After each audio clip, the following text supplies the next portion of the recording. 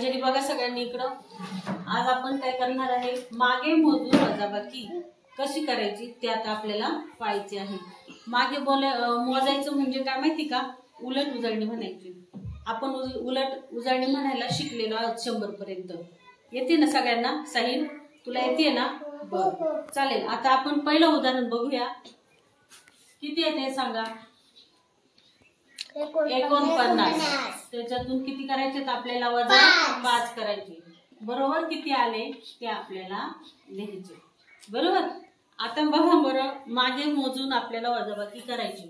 हा जो उजळणीचा चार्ट आहे, तक्ता आहे, याच्यामध्ये 49 दाखवायचे. साईल ये बरं, 49 दाखव. बरोबर आहे ना? बोट ठेव त्याच्यावर. ठीक आहे. आता त्याच्या मागे आपल्याला 5 अंक जायचे. मागे जायचे उलटीकडे. मग जा बरोबर. 1 2 3 4 5. या इथे किती आले? 44. बरोबर. म्हणजे ह्या गणिताचं उत्तर झालं 44. झालं. आता आपण दुसरं एक उदाहरण पाहूया. किती आहेत सांगता येईल?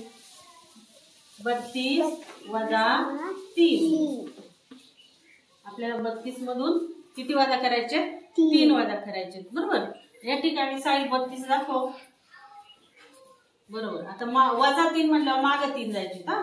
मग जा बरं 3. हे 32 आहे, त्याच्या माग 1 2 आणि 3. 3 वर किती आले? हे 29. म्हणून याचं उत्तर आलं 29.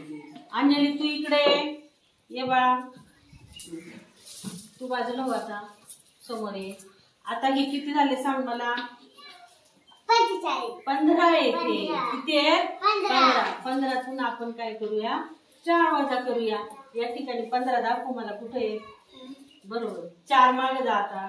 1 2 3 4. मग हे किती आलं? 11. मग याचं उत्तर आलं 11. हे मी आता चौकटीत लिहिते. माग मोजायचे कसे हे समजलं का तुम्हाला याच्यावरून? मग आता तुम्ही पुस्तकात दिलेली उदाहरणं करणार का? मागे मोजून वजाबाकी. ठीक आहे.